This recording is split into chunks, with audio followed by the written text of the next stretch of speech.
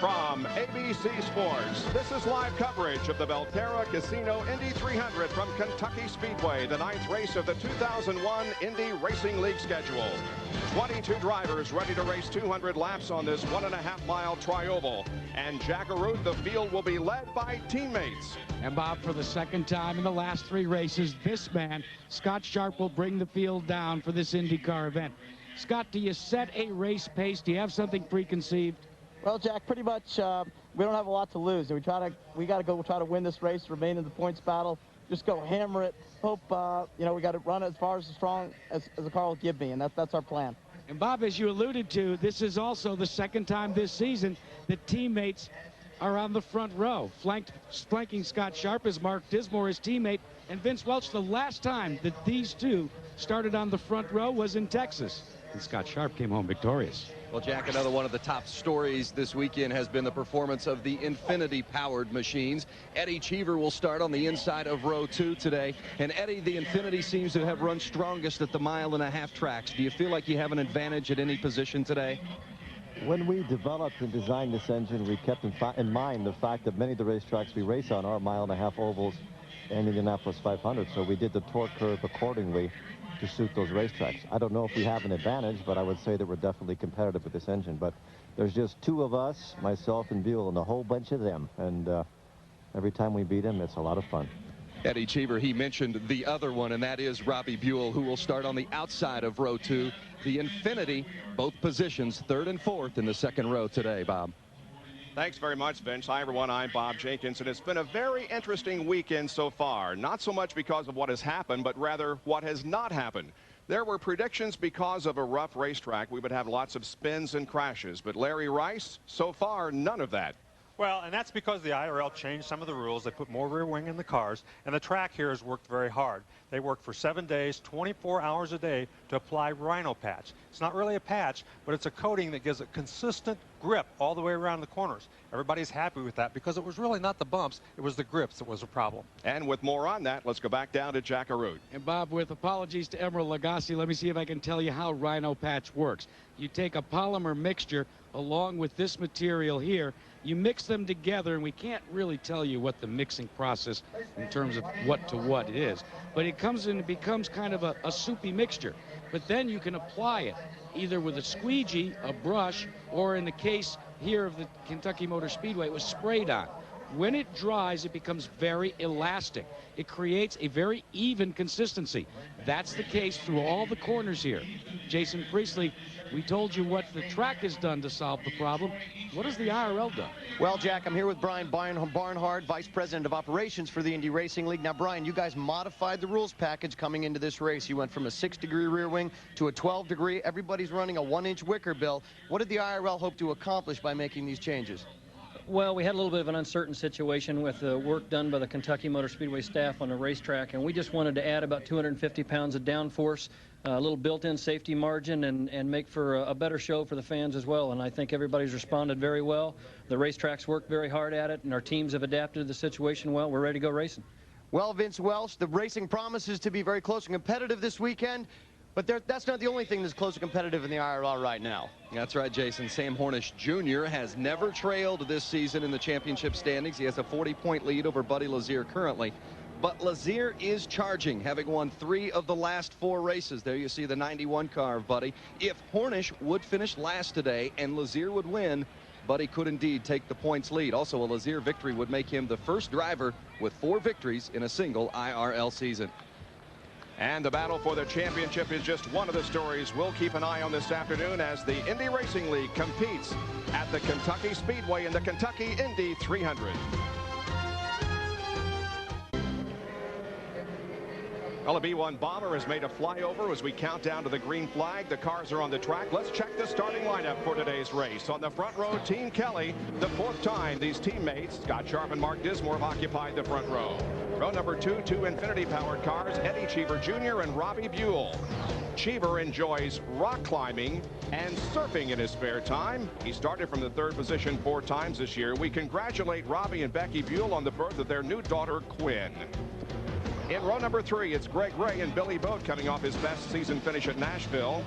Row number 4, it's Jeff Ward with new sponsorship from John Mellencamp and points leader Sam Hornish Jr. Al Unser Jr. had his best start since Texas last year, and Robbie McGee alongside. Starting 11th, defending series and race champion Buddy Lazier and Felipe Giafoni. In the 7th row is Jacques Lazier coming off his best IRL finish, and Eliseo Salazar. 15th, making his IRL debut, Rick Treadway and Brazilian Ayrton Dare. He drives and has fun in anything with 2 or 4 wheels.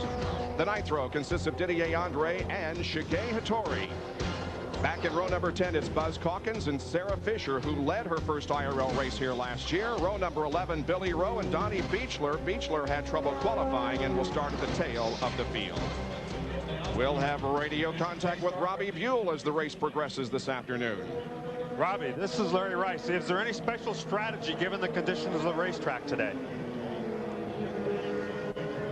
Robbie, this is Larry Rice. Is there any special strategy today given the conditions of the racetrack? A lot of static or feedback from somebody I don't understand. Try one more time, Robbie. Can you, is there any special strategy at the start of this race? Talking to me right now, doesn't need to do that. Okay. We are getting close to the green flag. Well, let's check the stories that will follow during the race. Of course, we'll keep a track, watch on the track surface, the points championship, and the battle up front, Kelly Power and Infinity Power. It's a beautiful day in northern Kentucky with the temperature 88 degrees, relatively low humidity. There were showers in the area last night. They are gone. Quickly before the green, let's check in with Jack Arute. Bob, you want a long shot? Take a look. Starting in 9th position, it is Al Unser Jr. Normally, he would short pit to try and work his way to the front. They say no problem this time. They'll stay in sequence and go to the front on their own, Vince. Making his very first start today is Rick Treadway, the son of this man, team owner Fred Treadway. Ricky making his first start, but he's had plenty of testing laps, 2,000 miles of testing. So they just want to keep it clean and be running at the finish today. Bob? Beautiful day as the cars line up behind the pace car. Now the car pulls into the pit lane, and the 22 starters are ready to go in the Kentucky Indy 300.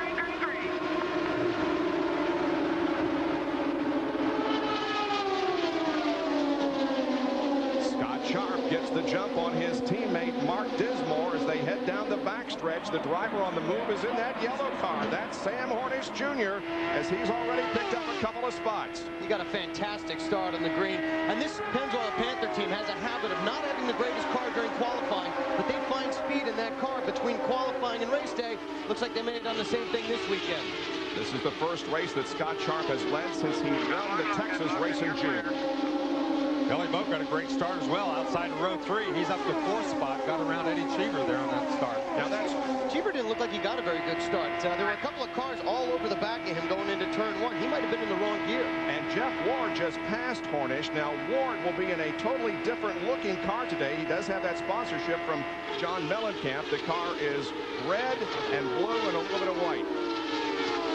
He moves up to 6th position. Sam Hornish Jr. is in 7th.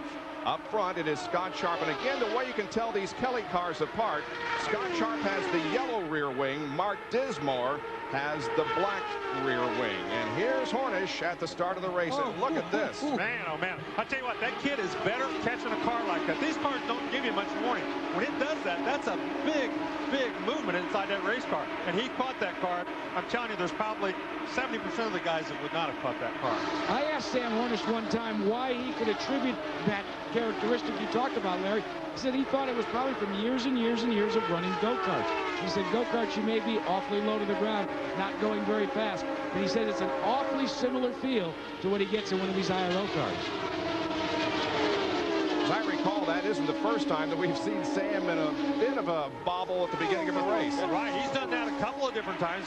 Pikes Peak, I think in Indy, he had a bit of a bobble too. So he's done that several times. That's why it's so amazing, because I talked to some of the drivers earlier, because usually by the time you feel these things get loose, they're already gone. They're already in the fence. They're already spun. I'll tell you what, Larry, I drove one of the Kelly cars down at Homestead, and you drive around the track in these cars, and it feels like there's an elephant sitting on top of you. There's so much downforce. And now they've got 2 this weekend. No kidding, with the new rear wing. Well, the scoring in the upper left of your screen, whenever you see an arrow up or down, it means that from the last lap, that driver has gained or lost a position. It's Sharp, Dismore, Robbie Buell running in 3rd spot, then Boat. Then Cheever, the top 5, and we're on board with Mark Dismore, who is chasing his Kelly teammate Scott Sharp. And you could really see the different lines you can take around this racetrack. Scott Sharp say down low, coming down the front straightaway. Mark Dismore gave his car, let it have its head, and move out to the outside wall.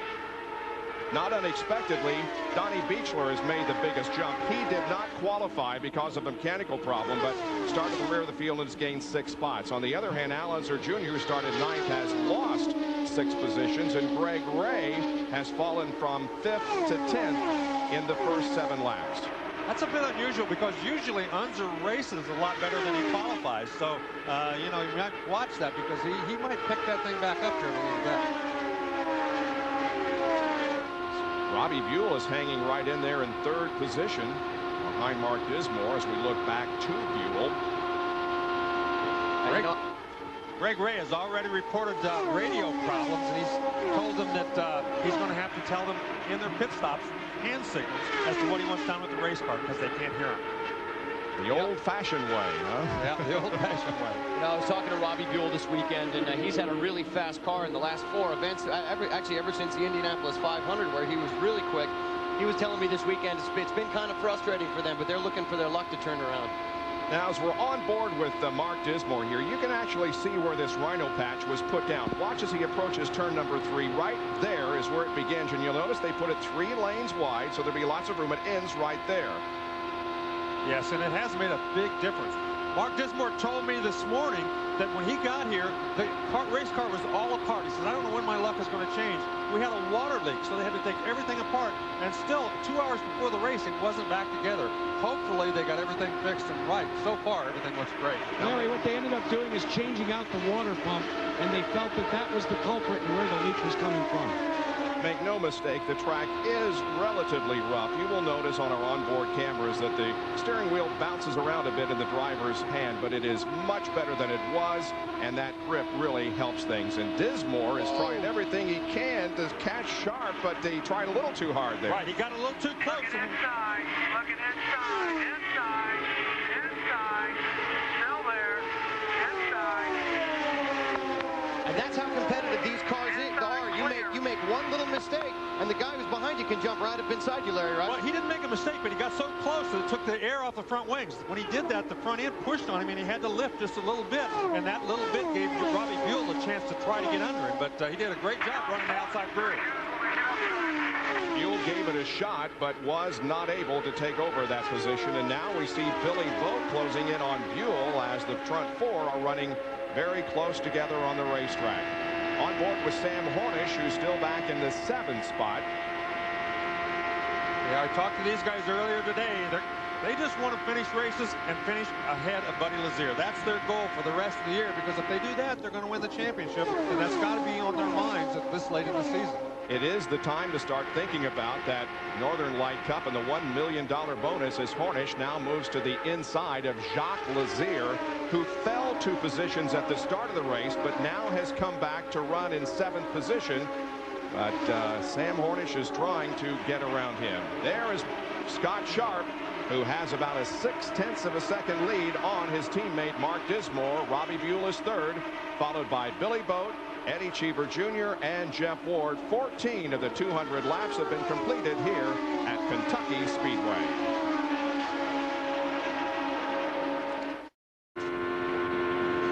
Our onboard camera looks back at the leader of the race, Scott Sharp. He leads Dismore, Buell, Vogt, and Cheever. Well, look at that. From this angle, you can even see his helmet bouncing around in there. And for the people at home, there's a horse collar that goes around your helmet and pinches you in pretty tight to these cars. The fact that his helmet is bouncing around means it's quite bumpy out there. On board with Eddie Cheever, who's running 5th. Up ahead is Billy Vogt. We go down to Vince Welch. Talked about Jeff Ward losing positions, and he is currently running 13th. The car very loose in traffic, and it's pushing him up toward the wall, and that's something that these teams have battled throughout the course of the weekend. Eddie Cheever, on the other hand, who is currently running 5th, lost a couple of positions at the start. He has just the opposite. He's experiencing a push. It's all about finding the proper balance here at the Kentucky Speedway. Jack Arute? Well, Vince, one driver that has found that balance as we watch Buddy Lazier battle a push is your leader, Scott Sharp. Sharp is not complaining at all about his race car. In fact, The team right now kind of hopes that they go fully green. He said they feel like they can push the envelope with these Ilmore engines and probably another 30 laps or so come in for some service and do a gas and go and change the 4 tires. We're on board with Buddy Lazier, and up ahead of him is Robbie McGee. Lazier is 9th. McGee is in 8th position. They just put a lap on Buzz Calkins. Buzz and Sarah Fisher have both lost laps here in the first 23 laps of this event. Jack? And the problem with Sarah Fisher is the car has gone way loose on Sarah. And one thing we've learned with experience with Sarah Fisher, she does not like a very, very, very loose race car. She said it is very bad right now. We're just trying to talk her through it and get her to the first pit stop. Ever since she crashed at Richmond with a loose race car, she's been very, very... Well, look at this. Billy Boat moves into 3rd place. Wow, Billy Boat just drove around Robbie Buell like he was standing still. Well, they've had a very good race car the last few races. We've talked before about how they have made so much progress since they bought this car. They got it, what, 2 weeks before Phoenix, the first race. And every time they go out, they seem to make progress. And he's really been strong, especially the last 3 races. I talked to Billy Boat earlier in the week. He said the biggest problem they had is it looks as if Sarah Fisher's really beginning to slow down. Is that with the additional 6 degrees of wings, they took all of their strategy and their thinking out. So Billy Boat and his crew went back to work, and they continued to work on it practice after practice. At the end of the last practice session, he said, we're right where we want to be. Well, Sarah had her heart in her throat back there. When she slowed up, because she got so high, they pushed her up out of the groove, and she was real lucky to keep that thing out of the fence. Now we're watching Eddie Cheever close in on his Infinity powered teammate, so to speak, Robbie Buell. That is the 4th and 5th positions. And Vince Welch has a report on Al Unser Jr., who has been losing spots. He's down to 15. And he started 9th, so that's a 6th position loss. And as you noted earlier, that's normally not Al Jr.'s style. He's normally working his way up toward the front, but he has not reported any ill handling with the race car on the radio. In fact, he hasn't said a word, so the team only takes that as good news, and they know Al's veteran enough. They'll just let him work on it for a while before he starts radioing in what he might want to adjust on the race car at the first stop. Well, he may be getting a little better because he's up challenging Giafoni for the 14th spot. That's Giafoni in the multicolored car. Yeah, he's all over Giafoni. He's obviously not having a problem. I think he's just racing. And ahead of Giafoni is Jeff Ward, who again has been losing positions. Now Al Unser Jr. looks to the inside of Giafoni as they travel through turns 1 and 2. But Giafoni, the top rookie candidate in 2001, is holding off the challenge. They're only about 5 seconds from going a lap down, and we have a crash. It's Mark Dismore. Slow it down, Kurt. All right, slow it down, Abe. Oh, man. Slow it down. The right rear tire is flat. You can see the left front is up in the air. That means the right rear tire is flat. And that's a tough break for Mark Dismore. He's been running very strong. There you can see right there the tire that's deflated. Not sure whether that happened before or after the spin. But Did he keep it off the wall, guys? Because if he did, that's an amazing bit of driving. Don't know. We'll have to perhaps get a replay of it. Let's look. Well... you can see the tire was flat when he was spinning. Whoa. That thing was already flat when he had spun, and he did touch it with the right rear. So that's a tough break for him. Let's see if we can see from the in-car camera. He's running through the corner. Yep, you can see. You know, it just snapped, guys. It looks to me like something let go in the engine and put some oil down in front of those rear tires, because that thing just came around. I think the right rear went flat on him, and you can see the wheel is bent. See that wheel wobbling? That's bent from when he hit the wall. And you know, like the tire fin fell off and cut it, Diz. Yeah. A fin fell off and cut the tire, they're saying. So there might have been... Change the tire, they're going to let you get right back out. If you can get out and save this lap. All right, let's take a look at it once again. And right there. Hold it right there. Yeah. You can see the piece of the tire right there that came off. That's a piece of the tire, or it could be the fin that he ran over. But whatever it was, the tire, he did cut the tire, and the tire is definitely what caused him to spin. And Mark Dismore's crew just put him through some very fast action so that he did not go a lap down. Pulled in, changed that tire. What a great job by the Delphi Bryan team under some very unfortunate situations. He's dragging something right here in the back of his car now. Right there, you see that? He's dragging something off the back of his car. We need you to go slow, though. We need you to go slow. We're not sure about the left front nut. Oh, it's coming off. His left front tire's coming off right here. Speed or let him go. No, See, yeah, there's if a the left problem nut's there. not on, that wheel's going to fall off. Look, you can see it right here. You see that gap right there? Here, Mark. We got to take a better look at it. Look at that. That thing's moving back and forth about 4 inches. If he Yeah, can, left front tire's starting to come off a little. Easy does it. yeah, he's going to all the way down. All the way down. He's going to have to lose a lap. That's a tough break because somebody obviously loosened that left front, not knowing that they were not going to change the whole thing. This is like watching a Hitchcock mystery. You can see the trouble coming. You're just waiting for it to actually happen. It's going to happen. Well, and let's hope it doesn't happen. Let's hope he can make it back to the pit road with that tire still on there, but he's got a half a lap to go. Reminds me of Buddy Lazier earlier this year. Remember how he came out of the pit stop and came out of turn 2? Yeah. On his left front tire, just took a left. Yeah, that's a tough break. You're not allowed to change anything but the damaged tire. That was the problem. I think somebody on the crew started to go ahead and change all 4 tires. You're not allowed to do that when the pits are closed. You can only change the one that is damaged. So that's what they did and sent him back out, but obviously didn't have the wheel nut all the way on the left You're front. so right, Larry. That's exactly what happened. And in fact, on the radio, they were trying to tell Dismore's crew not to change any of the tires. First and second are on pit road. First service goes to Scott Sharp because he gets there first. But now the Billy Boat machine can take service as Scott Sharp is completing his work. Tight action going out, but Sharp is off and away. Wow, that was like rush hour on the 405 right there. Man, I mean, Scott Sharp was very lucky that he didn't. And wow, Billy Boat lost a couple positions there. As you can see, that Harnish got a great pit stop. Did you guys see when Robbie Buell came out there, he was starting to get pushed out, and he actually put his car sideways to keep it in front of the other car that was coming up on him to go across the timing line. Good driving. Sam Hornish Jr., of course, as the points leader, has the first pit stall down toward turn number 1. We'll return with more after these messages and a word from our ABC stations.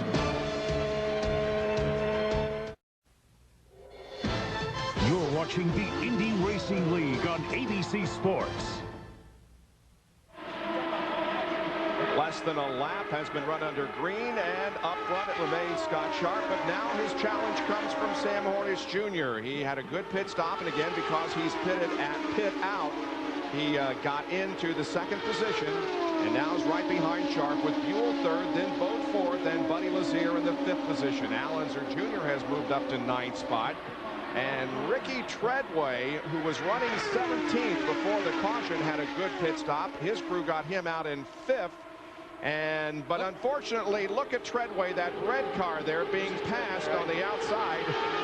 Yeah. And I guess that's just a rookie mistake, huh? Yeah, he just wasn't ready. Both of those veterans laid back a little bit. They got a great start on him. He got a terrible start after his crew gave him such a great pit stop. Took him from 17th to 5th. He's back to 11th, and it's all because he didn't get a very good restart. Larry, that was one of the main concerns that they had with Rick Treadway today, because this is his first Indy Racing League event. They were concerned about him in the pits, and they were also concerned about him on the restart. So I guess they got 1 out of 2. He's still hitting 50%. Well, and conversely, on the other side of that guy, Jacques Lazier was running up front, had a terrible pit stop, came out of the pits in 17th, and on that restart, within 1 lap, he'd worked his way up to 9th. He obviously had a very good restart, Bob. Jason, what happened there was the fact Jacques just stalled it coming out of the pits. As simple as that. They had a good stop, but he stalled it. On board with Eddie Cheever Jr., who runs in the 6th position. This is the Kentucky Indy 300 for the Indy Racing League, and we are 39 laps into this event, just coming off our first caution caused when Mark Dismore spun and tapped the wall. Sharp is the leader, followed by Hornish, Buell, Lazier, and Boat. There you see the green race average, and we'll check on the stories now. The surface of the track continues to hold up well. Sam Hornish Jr., the points leader, is 2nd. Lazier is 4th. Mark Dismore, because of that problem, has fallen back and in fact is out of the race apparently, whereas the Infinity Power of Cheever and Buell are 6th and 3rd. Let's find out about the situation regarding Mark Dismore in just a few moments as we continue to watch these first 4 up front, and they are running very close together. Buddy Lazier there in the 4th position. Here's Jack now. Well, as you supposed, Mark Dismore is out of the race, and Mark, it wasn't the tire that went down that finally put you out. It was a problem in the pit service. Well, no, that's not really true, Jack. What happened was, that was prior to the accident.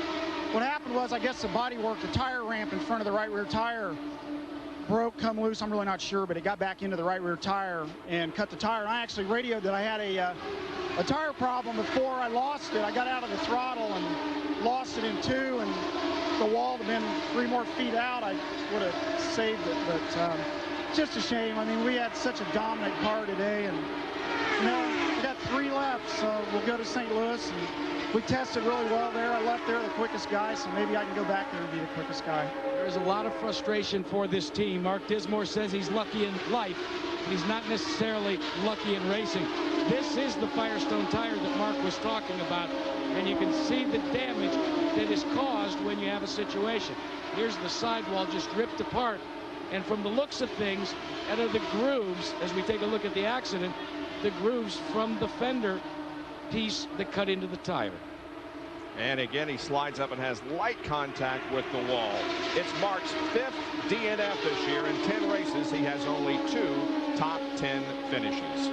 And you could see at the very start of that replay, there was smoke coming off of that right rear tire before it ever started to spin. That piece had actually rubbed a hole in that tire before the tire went down and spun.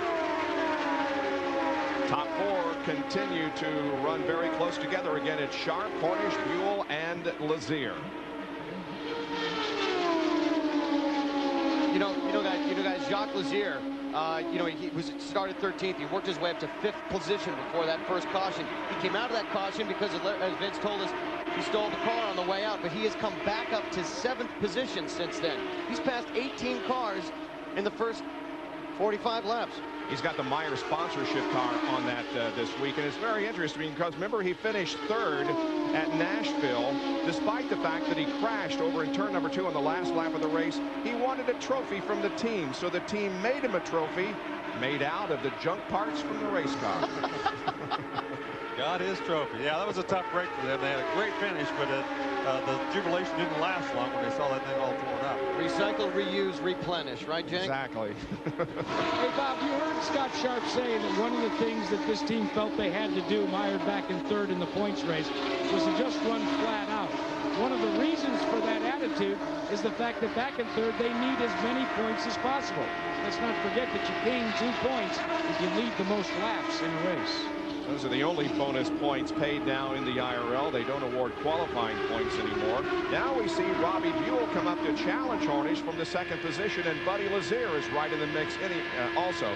Now, as we go on board with Buddy here, we've noticed earlier in some onboard camera shots we've had the roughness of the track, but it isn't nearly as dramatic as it is with Buddy Lazier, and it's this way every race. Why is that? Well, I think it's the way he likes his race car setup. I think he runs a stiffer car than almost anybody else out here, and that transfers to the steering wheel with all that movement. A lot of guys just can run a car like that. I know that Pancho Carter, when he always ran a car a lot stiffer than anybody else could ever drive it when another driver would get in his car. And that appears to be what happened here, because when he's going through those bumps, that bumps just transfer to the steering wheel much more than anybody else.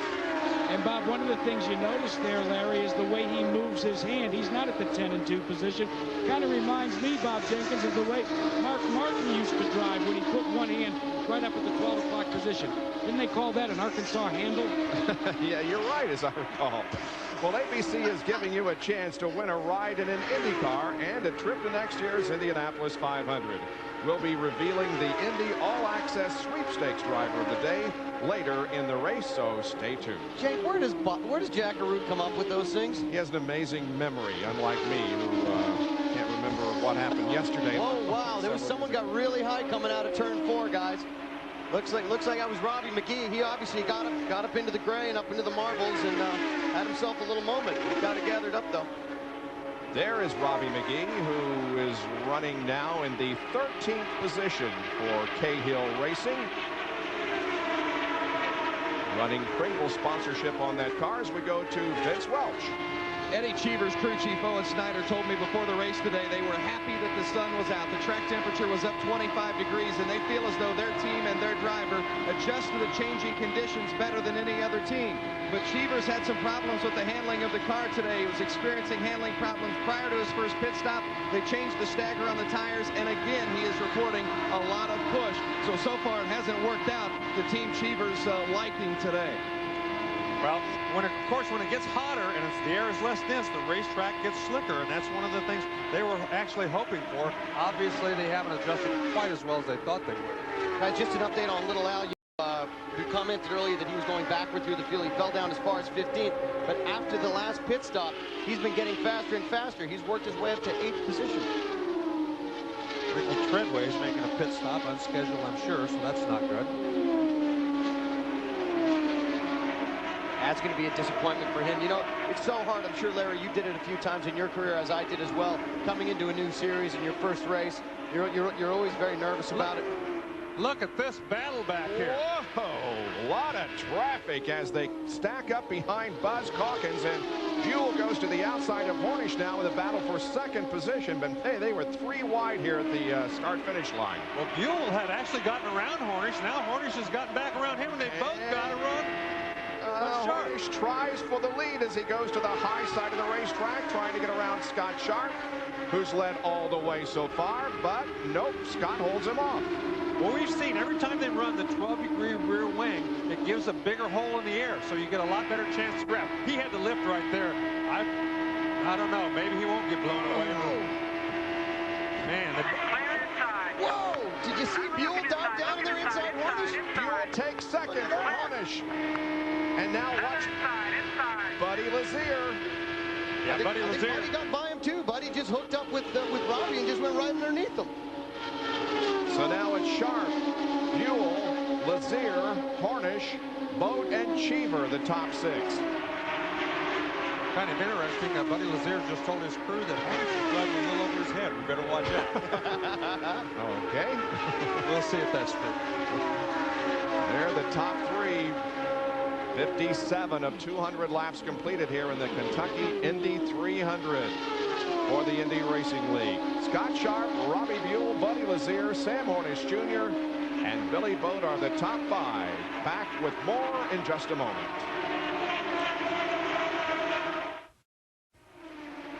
Back at the Kentucky Speedway, and a battle here as Buddy Lazier goes to the inside of Robbie Buell, and Buddy Lazier takes second. Now Sam Hornish Jr. comes up and challenges Buell for the 3rd spot. Scott Sharp continues to lead. They're lapping traffic. Robbie McGee has just gone a lap down. Last year, Donnie Beechler was driving for the Cahill team, for whom Robbie McGee drives, and he had an excellent run here at Kentucky, starting 8th and finishing 10th, involved in a late race crash. But Robbie McGee and the car not particularly successful here this weekend, as he is a lap down in 16th, and the next to go a lap down will be Greg Ray. Yes, and Beechler, speaking of him, he's come all the way to 9th from last place, so he's passed a lot of cars here in the early going.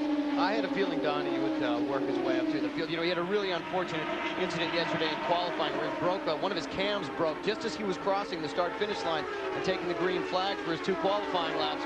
Really unfortunate break, but he was confident coming into the race today. Let's get an update on the situation involving Greg Ray from Vince Welch. It's been a very difficult season on this Team Menard crew, and they released their engineer, Daryl Soppy, prior to this race, but it has not gotten better today. The car's not handling well. The radio has malfunctioned. Greg Ray cannot hear his crew from the pit area, and also they lost power. They had a power outage here in the pits today, and you'll see here that they're running off a generator in the pit area here in the Greg Ray box. Boy, we've got some great stuff going on out there. Buddy Lazier coming up on Scott Sharp, battling for the lead. Now here comes Buell. Buell takes second from Lazier. Wow. Well, he's been from 6th gear back to 5th. They've told him a couple times to change gears. He liked 5th better.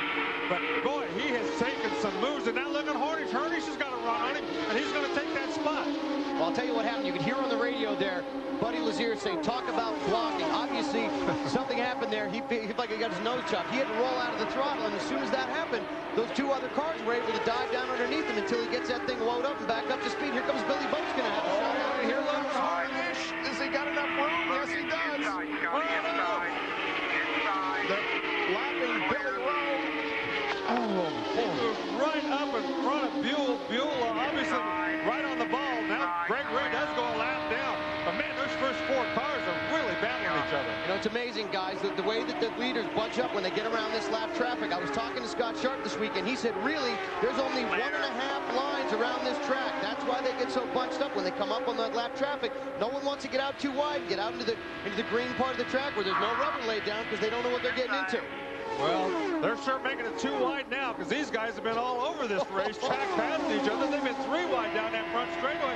Now that Dare, a lap car, is in front of them, and both of these guys get by him. Man, oh man. And here comes Buddy Lazier. He's right behind him. He's catching him.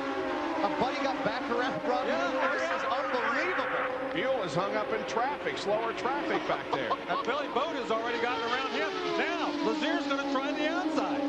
Buddy goes to the second lane in an attempt to take second from Sam Hornish, but can't get the job done. He's going to take a shot at the title again pretty soon. Here comes Boat and Buell and several others behind this lead trio now. Well, that second group's got Boat, Buell, Cheever, and Lazier all in. They're all running bunched up, too. Look at this. Wow. There's Boat, Buell behind him, then Dari, who is lapped. Here comes Jacques Lazier, who's gotten around Eddie Cheever. It was a matter of getting by slower traffic, and it really bunched them up. There's Ayrton Dare there on the high side of the racetrack. Jacques Lazier is on the heels of the leaders. An incredible run from 17th starting position. Now up front, once again, the top 3 running right together on the racetrack. Bob, you're looking at the in-car of Buddy Lazier, and Lee Kunzman just... Oh, my! He got out of the throttle big time. Everybody else... Behind you there, Mr. Sharp. We're under caution. We're under caution is the reason everybody slowed. And holy cow, that was scary. Vince, I'm sorry, but that was a breathtaking moment. I couldn't have finished anyway, Bob. My breath away, Unbelievable. He saw that. Nobody else did, including me. And obviously, Lazier didn't see it. He almost drove right up the backside of him. Well, the caution comes out because of debris on the front stretch, but boy, oh boy. Hey, break out the paddles. I think James just had a heart attack. Clear. We'll be back with more in a moment. 73 of 200 laps completed.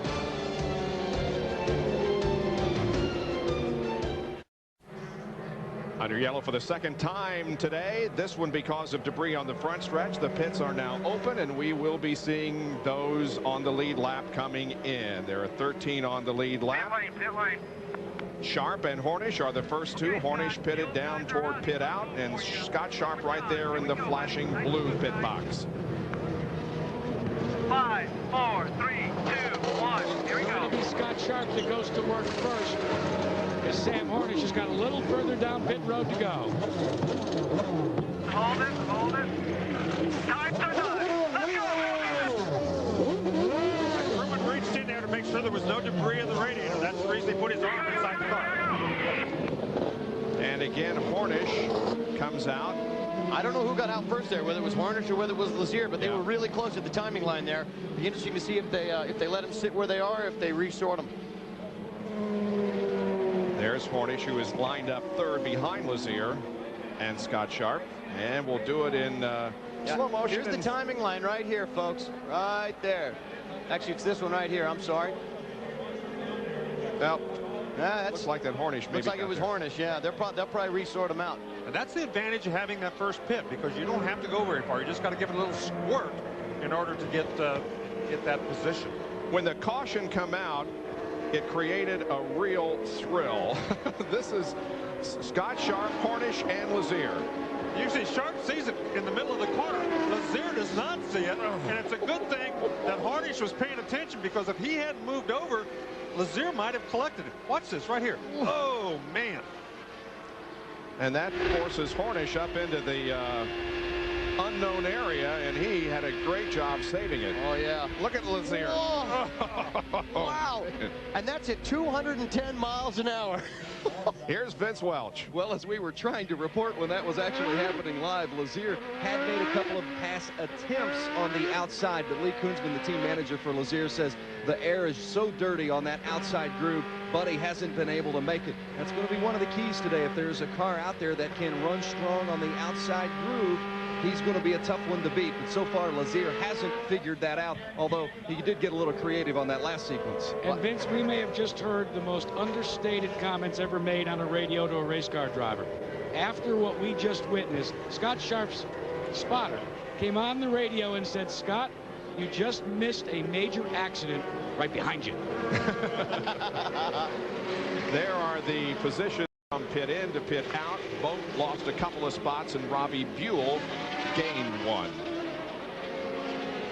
One more lap to green. Well, next Sunday, Arena Football's ultimate game is here on ABC. The Nashville Cats will play the winner of the Grand Rapids, Indiana Arena Bowl for Arena Bowl 15. That's coming up next Sunday, live at 3 o'clock Eastern here on ABC.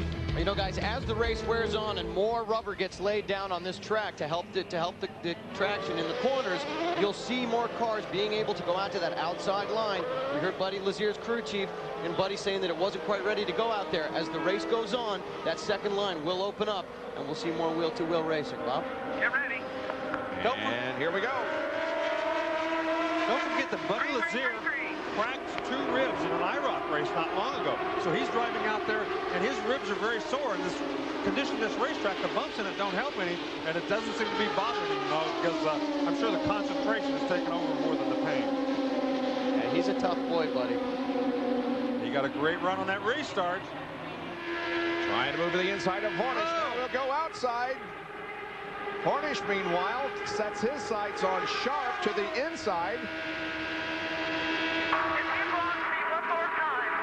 And there comes Buell up into the thick of things, and Cheever and Boat also.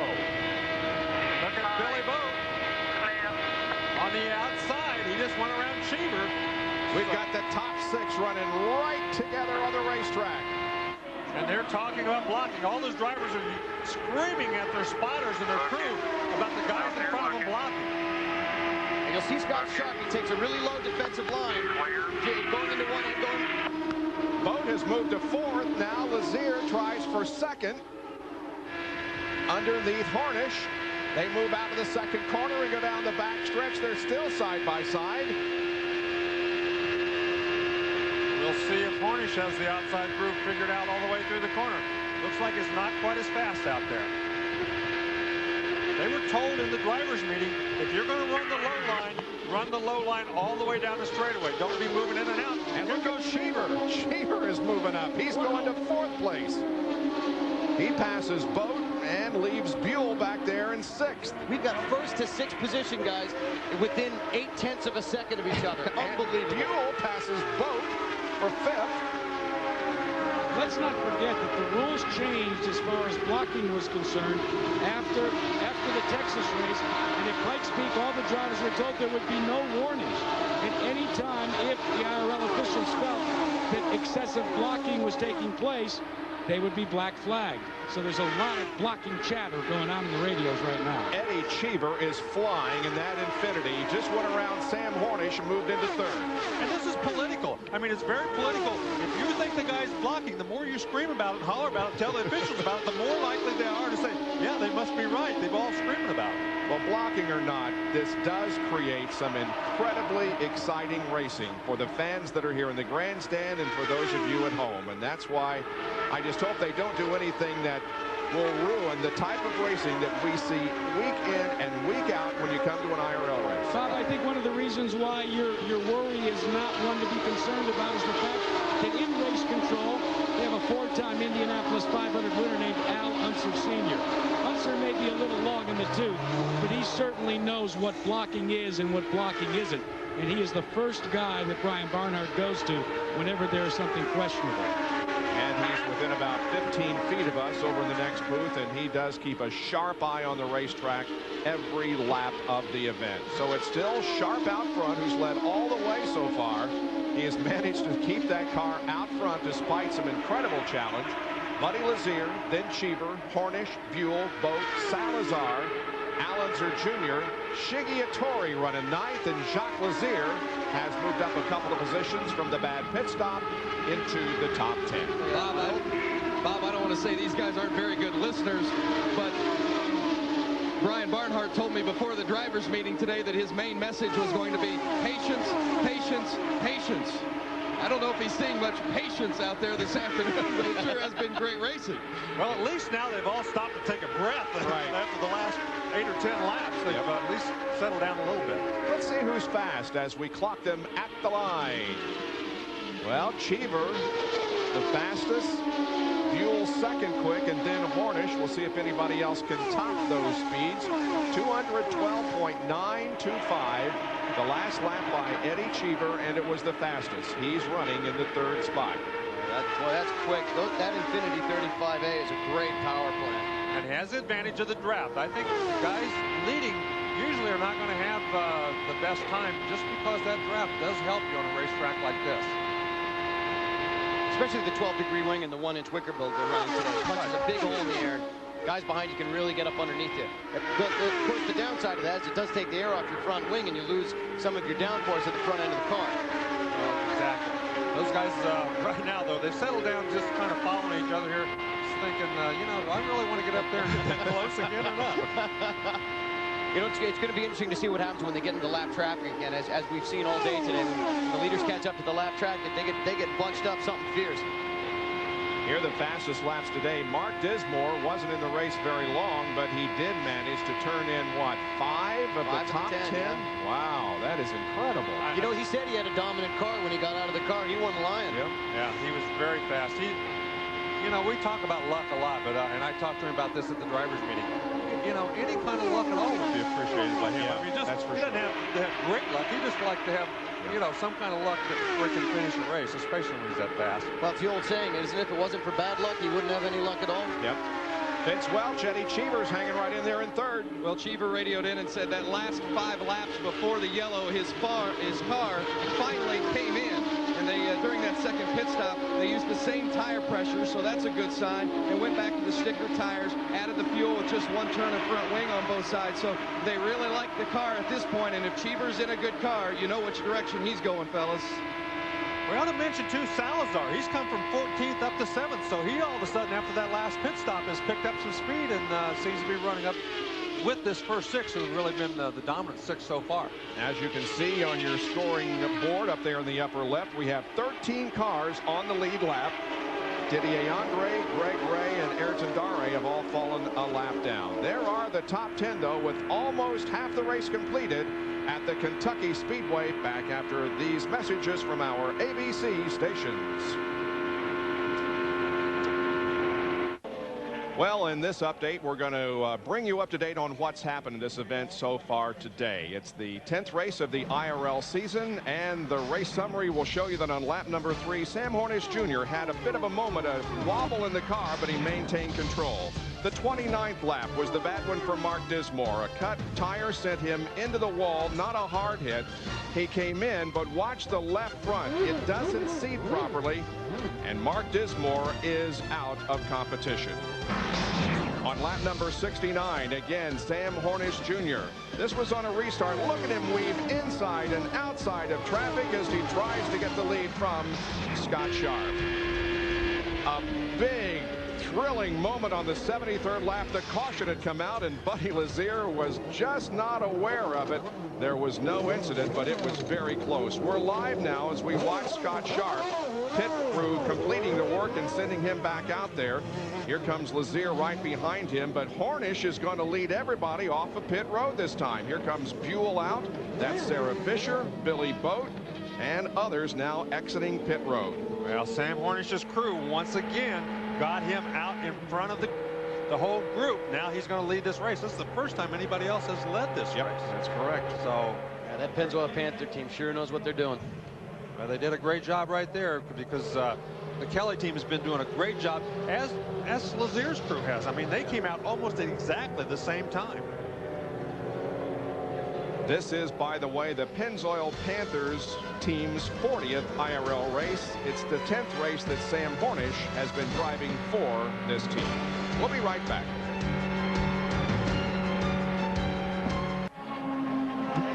Back at Kentucky Speedway, and we say goodbye as far as this race is concerned to Eddie Cheever Jr. He reported that clutch was slipping, and he brought it in, and they're taking a look at it, and they've told him to get out of the car, so apparently it is going to be all over. It's his 7th DNF. Did not finish in 10 races this year for Eddie, if indeed it is over for him. Yeah, they've reported also that the CV joint on the right rear was out too, so that's going to definitely put him out, because when those go out, they usually break, and then the half shaft falls out of the car or crashes or gets under the wheel. So no sense taking that chance.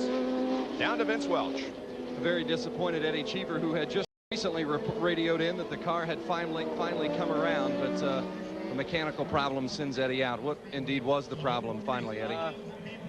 I had two things in the race that kept cutting out all the time, but that was all right. And then I came in for a change of tires, and something went wrong with the clutch. It wouldn't disengage completely, so I came in for that. And then we looked at the back, and one of the CV joints is ready to break, so it's probably a good luck that it broke, that I came in, because the back, a half shaft would have broke within 5 laps. The television has shown us it's been some incredible racing out there. How's it been from a driver's perspective? That's the way it should be, just like that. I mean, it's a hard circuit. Yes, it is, and we're back to racing now at Kentucky. Hornish, Sharp, Lazier, Buell, and Unser. And look at Scott Sharp try to get the lead back from Sam Hornish, but he cannot do it. And Lazier will go to second position. Well, this is, as you mentioned, Larry, the first time all race that Scott Sharp has not led. And look at Billy Boat. Billy Boat made a great move there. As everybody battled in front of him, they kind of had to check up a little bit. He had a big run on him and gained a couple of spots. Wow. Boat is up to fourth position. That is Sharp just ahead of him. In back of him is Robbie Buell, and Al Unser Jr. now shown in the fifth position. Looks like Boat's going to get around Sharpie here going into 3. Wow. Billy Boat has really been on a tear. He's had a good race car all day long. It looks like, though, his car is much better early in the run. As the run goes on, it looks like he gets a little slower. But look at Lazier. He goes for the lead, and Buddy Lazier gets the lead from Sam Hornish. And remember, both of these guys know how important it is to finish, so they can't do anything silly. They can't take any real chances, but they're going to race the heck out of each other. You think these guys don't want to win and get a lead on each other in the championship? As I mentioned on our pre-race show, Indy Racing Today, and on RPM tonight earlier this week, it could boil down to the driver who makes just one mistake in the next 4 races that determines the championships. The point battle is that close, and these guys have just been so consistent all year that if one of them has a bad race, it could mean the championship for the other. And Bob, one of the things Buddy Lazier has not lost sight of is the fact that should he win one more race this season, he will become the first Indy Racing League driver ever to win 4 races in a season. Right now, he's won 3, same way Kenny Brack did the year he won the championship. Wow, look at Scott Sharp back there in the back. He moved way down the racetrack in front of Robbie Buell. Those guys really, look at this now. Buell gets by. Well, that was Salazar out there. Salazar looked like he was heading right for the fences. He had a big run and went way wide, so he didn't get into either one of those guys. And that Jacques Lazier also battling up there with Scott Sharp. By the way, Greg Ray and Didier Andre are back on the lead lap because of that series of pit stops. And Donnie Beechler made a late pit stop, stayed out, led a lap. So we have had now 4 leaders on this event: Scott Sharp, Sam Hornish, Buddy Lazier, and Donnie Beechler. And Lazier is at the point at the moment. And Jacques Lazier just got around Eliseo Salazar there. Now Salazar is going to take a look back inside him. And these guys... he got away from him. These guys are really racing each other. This is unbelievable. Everybody came into this racing, you're going to be a 1-lane racetrack. Can't pass anybody. It's a little bumpy. Man, oh man. These guys aren't worried too much about those bumps right now. Well, and then it rained last night and washed all the rubber off the track. This was a totally green track this morning when these guys got on it, and they've opened it up. They're going 3 wide now. It's crazy. Last time we did an at the line, Cheever in the Infinity was the fastest. Now Buell in the Infinity was the fastest that last lap at 2:12.982. There is Jacques Lazier running in 6th spot. Behind him, Salazar and Hattori now.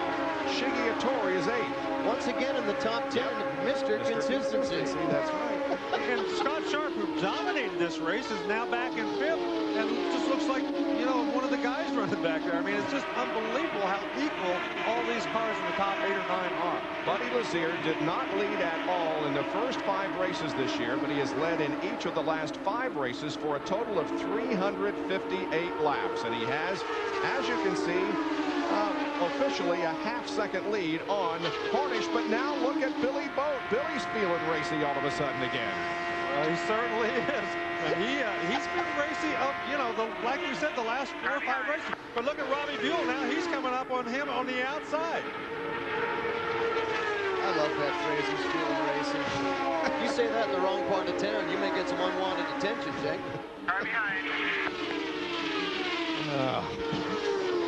Robbie Buell looking for a way. He's trying the high road. That's one thing about these guys.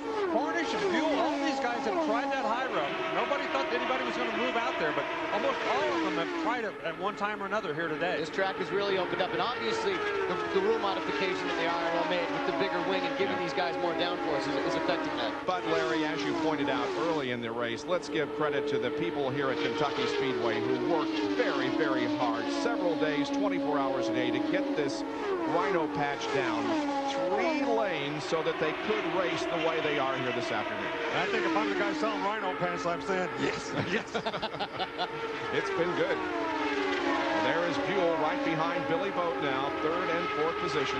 And actually, Brian Barnhart told me after I went off the air with you guys in the show open that he's going to take 10 gallons of that Rhino patch to every track they go to from now on in case they run into a problem. He's that big of a fan of the material. Bob, what happened to Scott Sharp? What a difference since that last restart, the performance of Scott Sharp compared to the first half of this race. I asked Tom Kelly, his owner, that same question. He said it was just a bad restart. He said if you miss it, as Larry Rice told us on the restart, you pay the price dearly. Let's go a little further down pit road to Vince. Greg Beck, who runs things for Billy Boat's teams, told me before the race, he said the key for us tonight will be being able to run the car consistently from a full tank to a low fuel tank. And he just told me, Vince, it's been absolutely perfect. We've run the same speeds, whether the tank has been full or whether we've been low, and we haven't touched the car all day. That is a really good sign for the 98 car of Billy Boat, who, as Jason likes to hear, is real racing. Back in 9th and 10th position, we have Lazier Jr. and Donnie Beechler. And Beechler again given that ride for A.J. Foyt a good one. He started last, 22nd, and is in the top 10. Yeah, and he's been very consistent. He hasn't been as fast. The leaders have been running in the 211 range. He's been running mostly in the 209, 210 range. So he hasn't been quite as fast as the guys that have been up in the first 5, but he has been very quick, and he's managed to hang on to the guys in front of him. You know, he had to do a lot of work to work up through the field. The cars are also evenly matched on this track. He's put a lot of work in today. And Lazier Jr. is also having a good race. He's up to 9th, Jack. And Bobby, it wasn't a very good race to begin with, but Lazier Jr., as you suspected, dialed on the car. The last pit stop, the one previous to this, they really didn't get the tire pressures where they wanted them. That really got Al Unser high in the seat. He verbally lambasted the team. But one of the things that I have found out is they are using the Bobby Unser technique today. What is that? Well, it's real simple. No matter where you're running, you just always pit with the leader. I thought you were going to say you just yell at somebody. Now Unser to the inside of Vittori there. Meanwhile, up front, it's still Hornish trailing Buddy Lazier, but Hornish now begins to close in as they approach slower traffic. That's Rick Treadway and Sarah Fisher, and one of them is going to go low and one high, and they come out okay. Clear inside. Buddy's there. Buddy's still inside now. Usually it's the guy in... Inside. Still there. Behind Buddy, you're clear. Still there. Buddy's there. Still there. They're coming up on Calkins again. Keep digging. Go to the outside of the red car. That's Pancho Carter you're hearing. He's talking to Sam Hornish. When you get Still inside. Keep digging. Now what are they going to do with Calkins? They're both going to go on the high side. Inside, clear. Yeah. Another one coming. Oh, and look at Inside. Boat takes second. Wow, that's great opportunistic driving right there. He saw that Hornish had to roll out of it a little bit and took advantage. Beautiful. He had to roll out of it a whole lot. 3 wide is not possible. 2 wide is okay. 3 wide just isn't going to happen here. Now he's got his momentum back up, so it's going to be much more difficult for Robbie Buell to make the pass because Boat just caught him at exactly the right time. You know, we forget this all the time, just how young a guy Sam Hornish is. And for him to have the wherewithal and the mental capacity in the heat of battle like that to roll out of the throttle to protect himself in this race car, that's smart thinking from a young driver. Jason, that was one of the early criticisms earlier in the year from Pancho Carter about his student. He said, we've got to try and Sam not to overcharge and be too enthusiastic. So I would say, even though maybe he lost the spot, his teacher and professor will probably give him an A in that subject today. Well, Jack, as you well know, sometimes you got to give up the battle to win the war. Harnish and Buell running in the third and fourth positions here. 131 laps are completed. We have 13, make that 14 cars on the lead lap, and just a great race so far, being led by Buddy Lazier, with both Harnish, Buell, and Sharp the top 5. Back at Kentucky Speedway with a lot of other sporting events going on in this area, the track had hoped for an attendance maybe at 45,000. They have announced that it exceeded that. There's more than 47,000 people in attendance here this afternoon, and they are seeing a great race. Here's Robbie Buell making a run on Sam Harnish. Car high, still there. That's for third. Still there. And you can hear Harnish get out of the throttle. Clear, clear. He got a little bit of a push. He had to get out of the throttle. And boy, all it takes is an instant. You get out just for an instant, you lose 200-300 RPMs. It gives that guy a chance to blow by you. The top 5 are Buddy Lazier, Boat, Buell, Harnish, and the pole sitter Scott Sharp, who led for 105 laps this afternoon. And I don't think Sharp is running all that much worse than he ever has been. It's just been that these cars are all so equal that once he got kind of caught up in that restart and fell to 5th, he just hasn't been able to gain back those spots. And here is Beechler and Jacques Lazier as they battle for 7th position. Beechler down low and Jacques Lazier up high. And Beechler is going to get the spot. And Notori right there behind him, hanging in there. He's on the same lap. He's racing for the same position. That's great racing all over the track this afternoon. Fans are definitely getting their money's worth. Of course, Salazar, who is right in front of him, his teammate, also, you know, those 4 guys right together, all racing for position.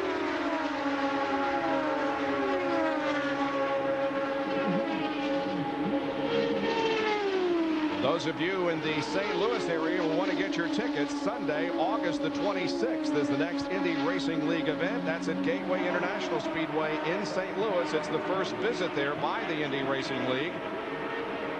And it will be on ESPN at 3 o'clock Eastern, noon Pacific on Sunday, August the 26th.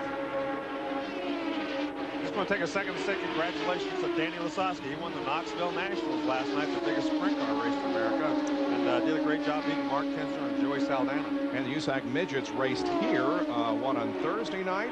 Right. And Dave Darlin won. He went to Salem, Indiana last night and won again. And Tracy Hines won the sprint car portion of that doubleheader at the Salem Speedway up in southern Indiana. Okay, Vince Welch with a report on Sam Harnish, who's fallen to 4th. Well, and we've been watching Sam battle Buddy Lazier throughout much of the day, but he's also battling the race car. Kevin Blanche told me just a moment ago they just can't seem to get it right. One time it's tight, the next time it's loose, the next time it's tight again. They just haven't found the right balance on the car, but they still feel Sam's doing a great job running in 4th with a car that's been less than consistent for him today. That was Rick Treadway that he went around, and again, Rick Treadway is making his IRL debut here this weekend. He's the son of car owner Fred Treadway, and he is running in 18th position. He is 10 laps down, but no one, of course, expected him to have a top 10 performance this week, but he is getting a lot of seat time and getting a lot of experience. And Sunday, Rick Treadway will be a top 10 contender. And Bob, Fred Treadway, his dad told me today that they told Rick to just go out like it's practice with other cars on the track. Don't try to race with anybody. Just go out and get the feel for what it's like to be out under race conditions with this many other cars out on the racetrack in that type of situation. Bring it home and put it in one piece so they can put it on the trailer and maybe try to get another race or 2 in before the end of the year. And so far, he's doing that. Belly Boats crew is telling him that he's got breathing room, but you can't breathe too much because Buell's still back there. So. And more on that from Jackaroo. Well, Billy Boat is waiting patiently. Right now, he needs a caution flag because if he doesn't get it soon at lap 158, Greg Beck and company will have to bring the curb records car onto pit road for what should be his final stop. The window should open, Larry Rice, in about a lap or so for all these teams to make their final stop if it goes green. And this is when the crews don't dance, they do the ballet. Yeah, everybody's going to have to stop. The window's at about 50. It's been 43 laps since they last pitted, so sometime between the next 7 to 15 laps, they're all going to have to come in if there's not a yellow. It's been 33 races since Billy Boat won an IRL event. That happened at Texas in 1998. The last 2 races, he has been outstanding. Finished second in Nashville. He's running second here this afternoon. But he has Robbie Buell right on the rear wing. Robbie Buell's reporting that his car is getting a little looser as time goes on. They may make a change during this pit stop with the wicker or something, but right now it doesn't look to be too bad as he appears to be catching Billy Boat slightly. And by looser, we mean the back end of the car wants to come around the front end of the car in the corners. And I saw Greg Beck during the week, this past week, and I was talking to him about the condition of this racetrack and how everybody was a little nervous about the Nashville track being rough. And he says, oh, man, we like those rough racetracks. We'll take those any day. Jacques Lazier slows on the racetrack. This does not appear to be a routine pit situation. He's going far, far too slow for that. So Jacques Lazier here on the 151st lap appears to be in trouble. And Sam Schmidt's team just bought all of Dick Simon's stuff. Dick Simon apparently going to quit racing. So they bought all of his cars, all of his transporters and everything, gearing up for next year already. And we continue to watch this battle for second position as Boat and Buell are right together. There's Hornish back there in fourth. Yeah, and Buell is catching Boat slightly, but both of them are actually losing ground to Buddy Lazier. We're approaching our pit window in 5 laps. Lazier has built up a interval of about 2 1/3 seconds over the second place Boat there on the left of your screen. I love to keep bringing this up, guys. Donnie Beach, though, started dead last. Yep. He's now in 6th position. He's having a great run. Very good run. Here is Buddy Lazier moving through the slower traffic. Vince, what's the word on brother Jacques? Well, he was having a fuel pressure problem, not out of fuel, but just having a fuel pressure problem, but they're not exactly sure enough to pinpoint the exactness of the situation, but they do know a fuel pressure problem. So keep an eye on the Jacques Lazier machine and see if he can keep it out there up to speed. Yeah, he's moving back out onto the racetrack. You remember that earlier in the season, Jacques and Angelique announced that they were expecting, well, Buddy and Kara are expecting their second child. What the heck's going on in Aspen? Hey, they're always... that's just like a big brother to try and steal the little brother's thunder. They're always in competition, aren't they? Well, congratulations to Buddy and Kara. That's great. Buell is going to pit in about another... Oh, there is Salazar. Wow. Looks like he was trying to slow down, so he didn't get a penalty entering the pits. And when he hit the brakes too hard, just entering the pits, he spun. Yellow. Oh, that's going to... Pits are closed. Car 91's your leader. He's on the backstretch. He's on the back. This yellow comes at a very opportune time because it's going to allow everybody to come in under caution and make what could be their final pit stop. And I think for some guys this is a break, and for some guys it's not. For instance, I think for Hornish this is probably not a good thing because his team is so quick, he might get an advantage under green flag pit stops. Somebody else like Billy Boat, who looks like he's having trouble getting out of the pits. Not that the pit crew is slow, but it looks like once he gets on the throttle out of the pits, he's not gaining speed very quickly, so it might be a huge break for him. Well, and Larry, it was a huge break for Robbie Buell's team. In fact, his crew had already gone over the wall to prepare for Robbie's pit stop, and then the yellow came right at the proper time. The only question that the Buell team has is this last set of tires already has some wear on it, and they're somewhat concerned as to whether that's going to be a set good enough to get them to the finish and victory lane. Well, guys, I actually just got a report on why Eliseo Salazar spun in the pit road. Apparently, he came up very quickly behind Billy Rowe, who was already on pit road, and Billy Rowe was moving much slower than Salazar. He had to lock him up to avoid hitting Billy, and that's why he spun. Billy Rowe has a brand new sponsor that he's announced today. Juno.com will be carried on that car for Team Zally for the rest of the season, so kudos to Rowe and Company. That red flag, of course, indicates that the pits are closed for the moment as the pace car leads the field. down the tri-oval area of the racetrack once again. Salazar is still in the middle of pit road. That's the reason for the caution. And Greg Beck is just going down to A.J. Foyt to have a conversation with Salazar's crew. You were talking about the difficulties that Billy Boat had been having getting off of pit road. Well, according to Greg Beck, it has been that Salazar has kept him sandwiched in the way he pits, and with Giafoni directly in front of Billy Boat, there isn't a lot of wiggle room. So Beck is trying to do some advanced planning here and let everybody know that the second place car is going to make a run. There are the cars that are out of the race: Daré, Eddie Cheever, and Mark Dismore. And the stories, well, the points championship continues to be very interesting. Hornish is now 4th, and Lazier is the leader of the race. And the remaining member of Team Kelly continues to do well. That, of course, is Scott Sharp, who's running 5th. And Buell, the remaining member of the Infinity delegation, is also still very much in contention, running in 3rd as the pits remain closed. And one of the problems with getting in and out of the pits here is these pit boxes are only 36 feet long. That's the smallest pit box we've had for the last several races, and it does present some problems getting in and out. And the Greg Beck team, Larry, is very upset. The Curb Records team has gone to the Foyt team, asked for some courtesy. They have not been given it. The right front tire changer refuses to budge, despite the fact that Salazar is being hand pushed onto pit road. So the Curb Records team is very upset. They wanted to have a clear run in, and now they're going to have to squeeze in and squeeze out.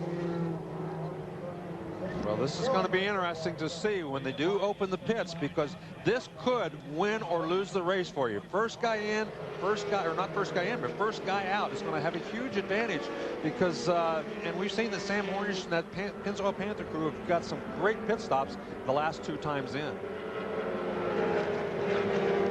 And now the pits open up, and here we go. This could possibly decide who's going to win this thing if somebody can get out very quickly and maintain the advantage. It could go to the very end.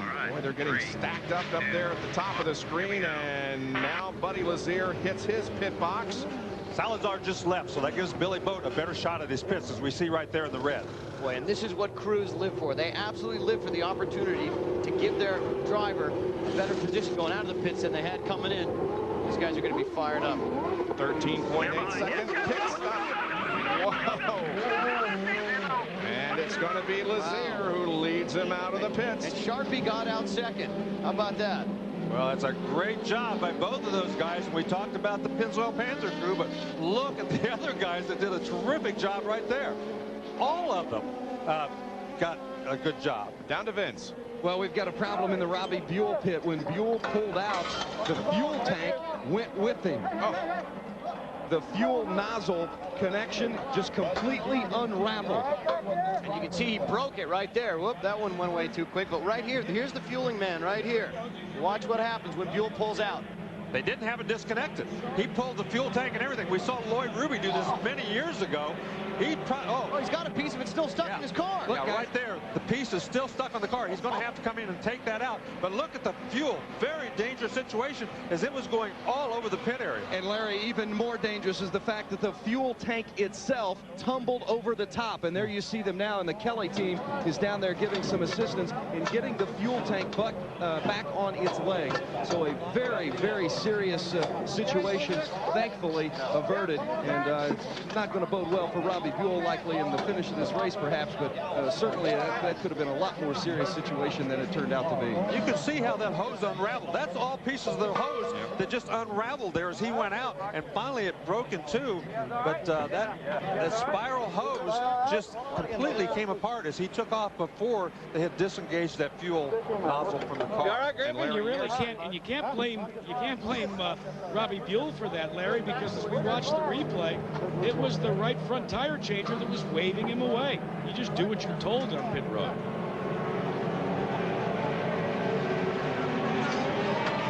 So they clean up down there in the Robbie Buell pit. Let's take a look at it in real time and get the impact of this situation. Watch this guy right here.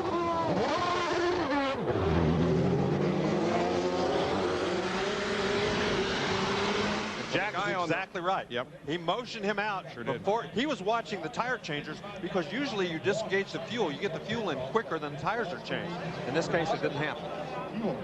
All right, well, we're still under caution. 161 laps completed. More of the Kentucky Indy 300 after this. And a word from our ABC stations.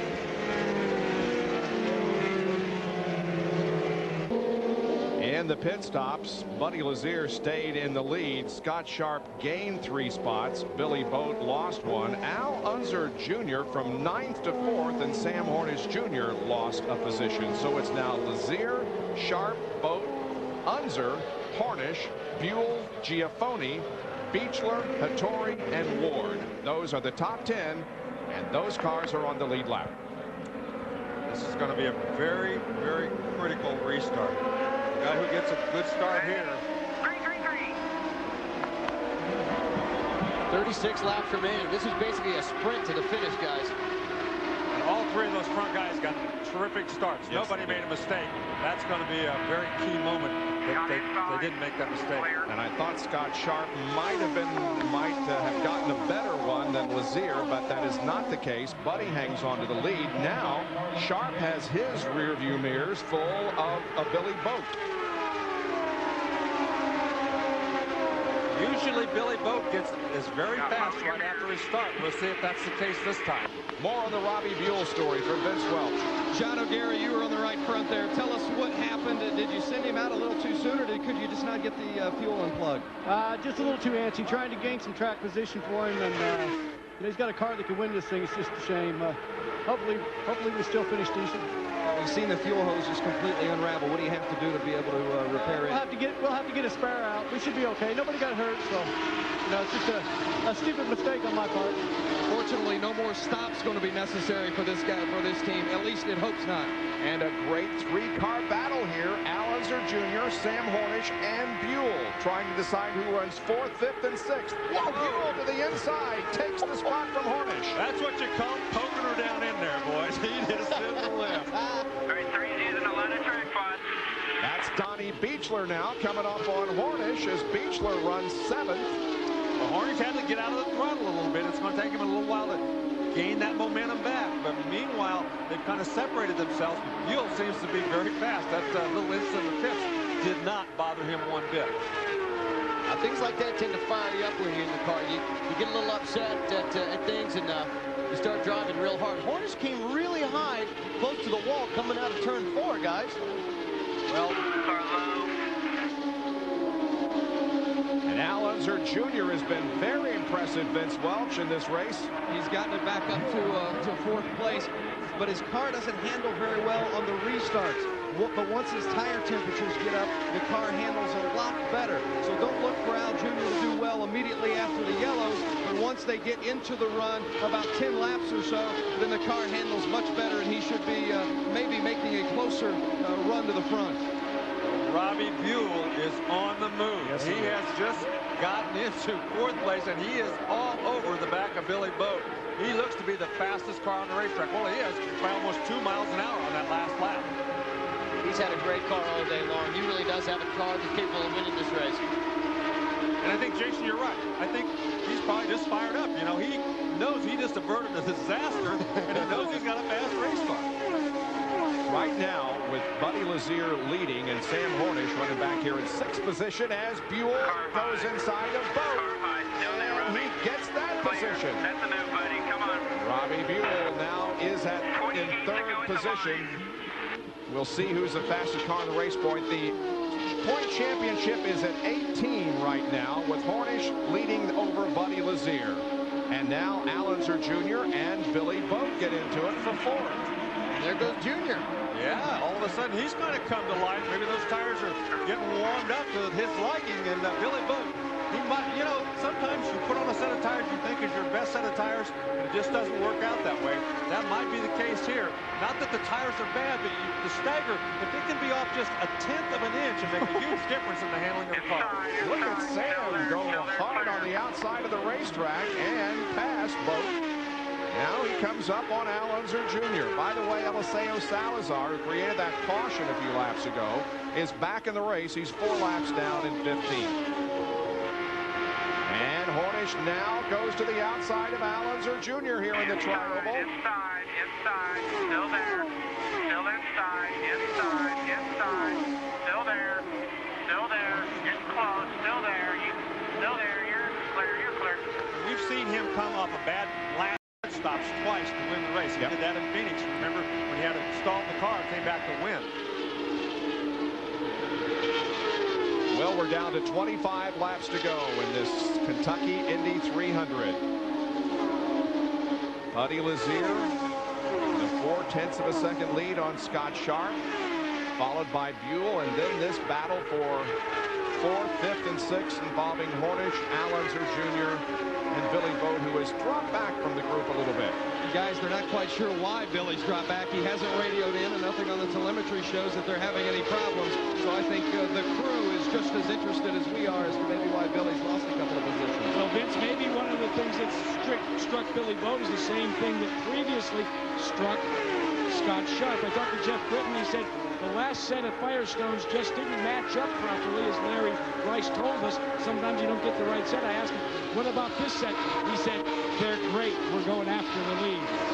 And a driver we haven't talked about a great deal this afternoon, but one who has had a great race is Shiggy Hattori and Felipe Giafoni, who's running in 8th spot right now. The driver who undoubtedly will win the Rookie of the Year honors this year. He has 8 top 10 finishes in 9 races this year. And for second position, it's Buell and Sharp. Still there, Robbie. Robbie Buell is on a tear. Clear. Reel him in, buddy. He is absolutely turning this place up. He's 2 miles an hour faster than Sharp and almost a mile an hour faster than Buddy Lazier. But if he's going to go around Buddy Lazier, he's going to have to go around the outside because Lazier is not going to get him the bottom of the racetrack. And remember, guys, we reported earlier that the Robbie Buell team was concerned about that last set of tires. Evidently, those concerns are not coming to fruition, at least with 21 laps remaining.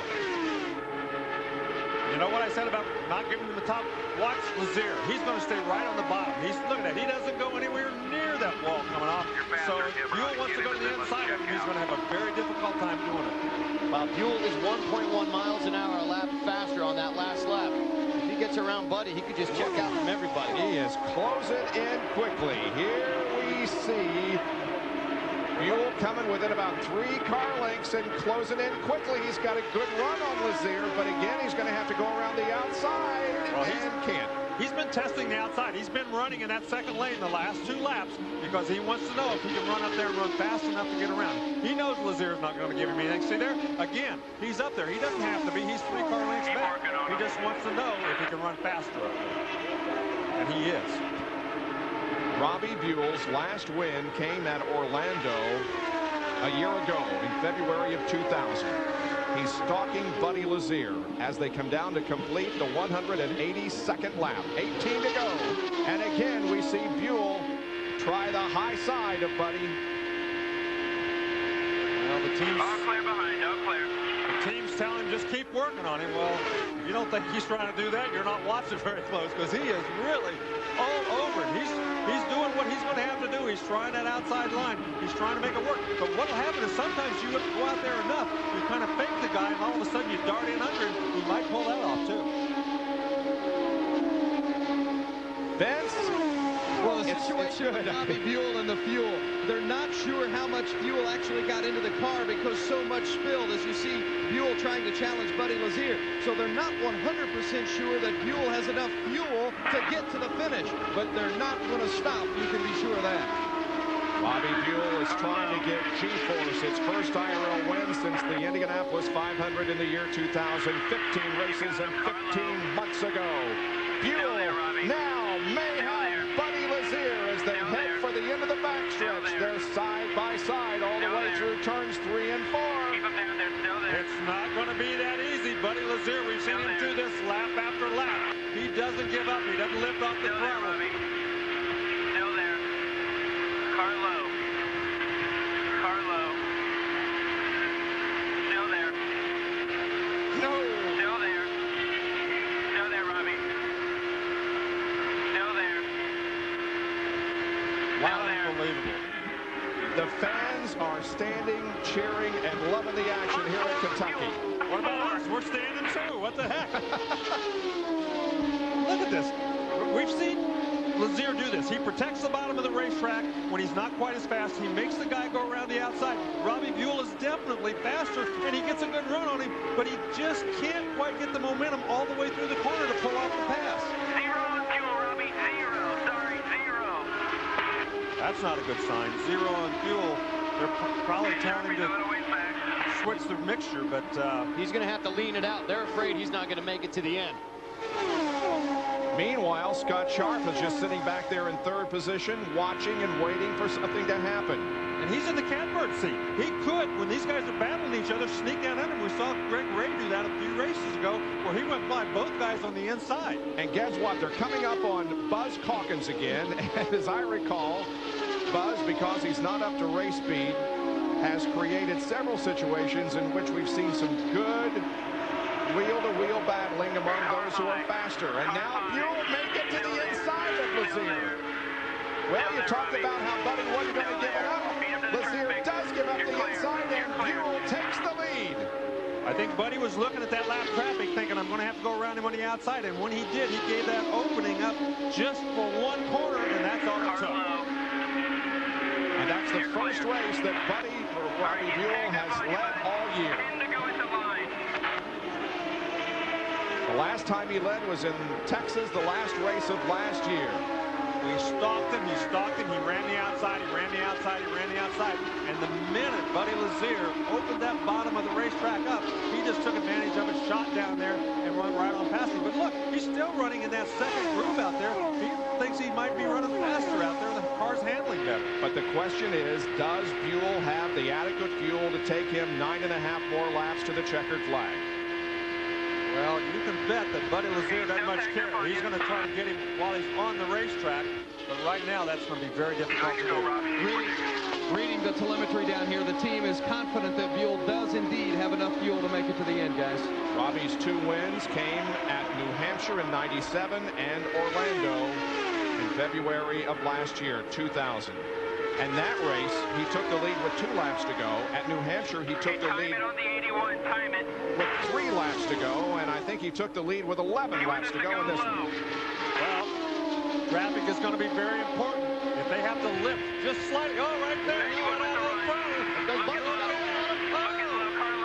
They're 3 wide, and who's going to come out with the lead? Buddy Lazier. Lazier retakes the lead with a little more than 7 laps to go. All right. Lap traffic. 7 to go at the line, Robbie. You're faster than him. Lap traffic has played such a huge part in this race today and how these drivers choose to go around it. Here we saw it once again with 8 laps to go. Absolutely a great move by Lazier. And I know right now Robbie Buell is so mad at himself, but he had no choice. When you come up on a car like that, you can't run over him. You got to know which way they're going and where to go. It's sticking, make it stick. Carlo. Look at this. Carlo. Still there. Still there. Still there. Still there. Still there. Still there. Still there. Still there, Robbie. Still there. 212 miles an hour, driving as close as you do to the people around you when you're on the freeway. This is unreal. 5 laps to go, and Lazier has the lead by just a car length. And remember, one of the issues has been that this freeway isn't the smoothest freeway in town either. Now Buell heads for the upside again as they come off the 4th quarter, and this will be 4 laps to go. Keep digging, buddy. You got him. Well, not yet. Well, I'd be extremely surprised to see Buddy Lazier give that inside line to him again, unless lap traffic, which it doesn't look like there's anybody up there that's going to get in the way. We've had 4 lead changes in the last 5 laps. Remember, Buddy Lazier is trying to become the first driver in Indy Racing League history to win 4 events in a season. He's already won 3. So have Greg Ray and Kenny Brett. We're actually going to see the two leaders catch up to Greg Ray probably within the next 2 laps. It's going to be interesting to see what happens then. Robbie Buell had one chance. He got around him. Now that he's just praying for that second opportunity, but boy. Here they come up on red, guys. 2 laps to go. 3 miles. Robbie, use that pickup ahead. That's Greg Ray. They're lapping and they around him easily. Well, they caught him in a good spot on the racetrack. Both of them went around the outside. White flag at the line. I'm running out of gas. Buell runs out of fuel as Lazier comes down to take the white flag. There's 1 lap to go. And Jeff Ward has also had some kind of a problem. He is very slow down in turn number 1, but Buddy Lazier has a half a lap to go. Here he is. Second lead on Sharp. Good job. Buddy Lazier will win again in the Indy Racing League, this time at Kentucky Speedway, his second win here.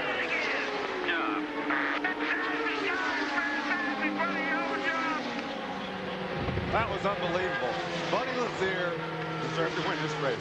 He lost the lead. He came back and just took advantage. And go around And there he goes, climbing out of his car again. There he goes. Buddy, you get 1 victory lap, buddy. Beautiful job. You get 1 victory lap, and then they're asking you please to go straight to victory lane for the ABC interview. Yes, we do. Here's Vince. They're getting directions of bringing Buddy in for the interview, but Ron Himmelgard, as a team owner, I know you've got to be just as proud as your driver. I'll tell you what, this Tybo Coors Light just don't give up. They just keep going and going and going. We got 4 out of 5. We're gaining on that yellow car. The first team to ever win 4 races in one season, and as you mentioned, you're gaining on Sam Hornish in the championship points. Yep, and we're not giving up here. We want that championship again so bad, and the guys are just working hard. We're testing a lot, and we're just doing everything we can to win this championship. So I'm real proud of this Tybo Coors Light team. It's just doing a fantastic job. Buddy is just so focused, and I think this last 10 laps shows how well and how much he wants it. He just stayed right out there and just charged after and never gave up an inch, and I'm real proud of the guys. You've been around racing a long time. Have you ever seen one that goes after it the way Buddy Lazier does? He's so relentless lap after lap. Well, he's got another baby on the way, so he needs some money. So, you know, those kids cost a lot of money, so I'm sure that this will come in handy. So then the end of the year, that $1 million check, everybody enjoys that. Buddy Lazier and his team, Himmelgard Racing, really pleased today, guys. Well, he has now won 4 out of the last 5 races. He reduces the deficit in the championship to 25 points. Robbie Buell, as you can see, ended up 9th. We'll be right back. Back here in Kentucky, Buddy Lazier makes it 2 years in a row. Now, the last time that he won here at Kentucky, he went on to win his first ever Indy Racing League championship. Lazier victorious today and getting the rest of his helmet off, and a joyous Buddy Lazier who narrows the margin, as we said, in the chase to defend his points title. But Buddy, congratulations. Now, at Pikes Peak when you won, you said the money was going to be used to send Flynn to college. You got another one on the way, so I guess college is taken care of for that one too. Good point. We're going for it. I mean, what can I say? What a great team effort. Robbie Buell made it hard on me. We were running hard, and I couldn't make it easy on him. And it was just a great race, a hard-fought battle. I want to dedicate this win to my grandma Max. She's back in Minnesota dying of leukemia, but she's a tough woman. She's putting up the fight. Hi, Grandma Max. And I don't know what to tell you. Just a beautiful day. We've got now 4 victories this year. What a great team I got. Buddy, I want to take you back on the monitor here to a very, very close call early in the race between you, Scott Sharp, and Sam Hornish. Tell us what's going through your mind here when this happens. Well, it scared the heck out of me because I didn't know there was a yellow. And so I was full bore, and I thought maybe somebody had slipped up, and I was going for it. Luckily, there was just enough of a room for me to slip through there. So a very close call, scared the heck out of me. It was a yellow, and I didn't know it was yellow. I was still wide open. How hard on the pedal did you get? As hard as it'd go. Let's talk for a moment how important this points title and defending it for Buddy Lazier is. I know a lot of people felt that maybe you guys were a little weak early in the season, but you predicted at Pikes Peak that you were going to be tough. Can you beat Sam Hornish this year? How about it? I could never predict it. That Pennzoil team's a great race team, and he's a great race driver. and they're tough. They've had a brilliant first half of the season, and we're on our way to having a brilliant second half. So I think it's going to be tight. It's going to be a close points battle. Don't forget, last time you won here, you gained 15 points today, but the last time you won here, you went on to win the title at Texas. Yeah, well, hey, 2 in a row at this racetrack. I've never done that before anywhere, you know, back-to-back in wins in a year. So I like Kentucky. I like this place. It's his old Kentucky home, Vince. Well, Scott Sharp had a rear view mirror full of Buddy Lazier a couple of times today. That was some incredible racing, Scott. It was. Hats off to those guys. You know, they've had a great year. 4 out of 5 wins for them now. I mean, they're coming strong. I got to say thanks to my Delphi guys. You know, they gave me some great stops, kept us in it. We had an untouchable car the first half, and not exactly sure what happened in the second half. You know, I could run 213s on my own with ease on the first half of the race, and in a draft towards the end, I couldn't even run a 212. So I think we had a little bit of shock problems or something over the bumps. Car got a lot more rough, and I just got a lot of times I handed it off to the man upstairs today. It was on the edge. That was the hardest IRL race I've ever driven. I mean, 100% from lap 1. You started on the pole and you brought it home second, and I know you're still keeping an eye on the championship as well because you gained some points on Sam Hornish also today. Well, you know, you can't even let the points worry you. You just got to go hammer down. That's what we did every lap, flat out, and get the best finishes you can, let the points sort themselves out. Now, Brian Barnhart told me before the drivers' meeting today he was going to stress patience, patience, patience. There didn't look to be a whole lot of patience going on out there. Explain what was happening. Brian does a great job, but I think those patience words are gone the minute the green flag drops. But, you know, you have to here. You lift, and guys just drive away from you. You got to hang on to the car. I mean, there's times over the bumps where I didn't want to lift. I'm just trying to hold it down, hanging onto the steering wheel, just because the guys will drive away from you if you don't keep the hammer down all the way around. Scott Sharp, second place today. Bob?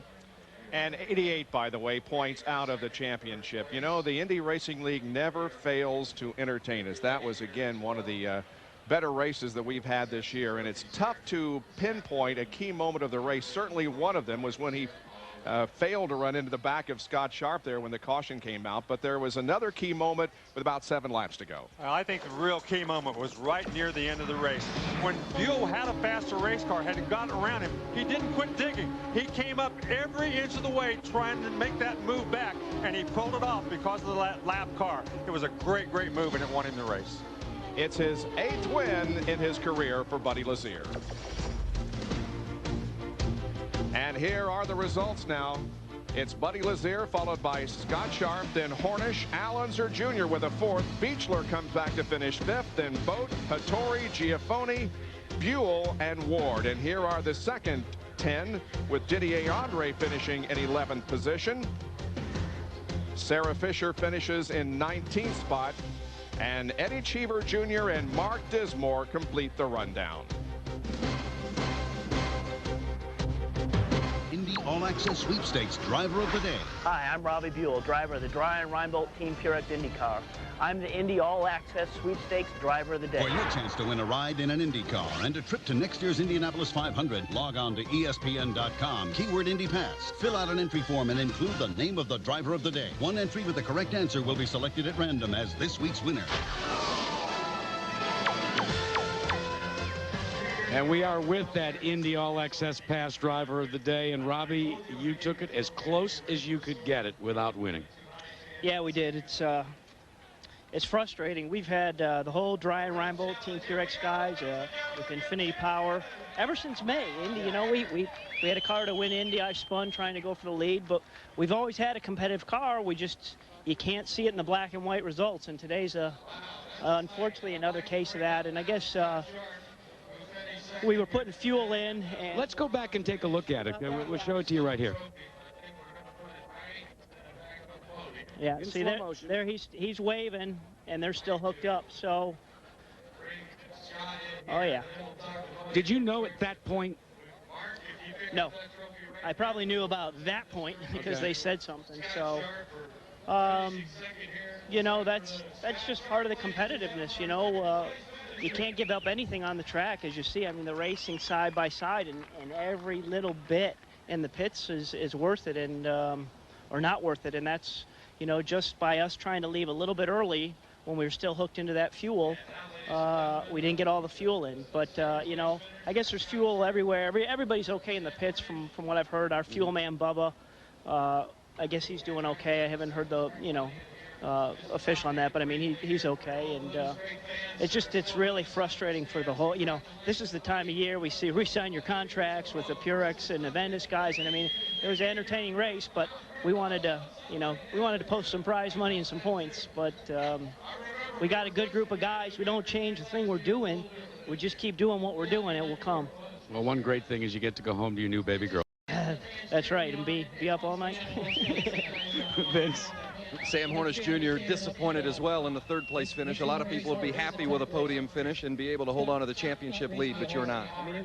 It's tough when the second, third place guys in the championship finish right behind you, but the Pensacola Panther guys, they put a good car underneath me. We had to push all day, but that was about the worst of it. And we tried some different things, but really couldn't get there. It was rough racing out there on the track. Not a lot of room around, but we had a lot of fun, and those guys did a great job in the pits.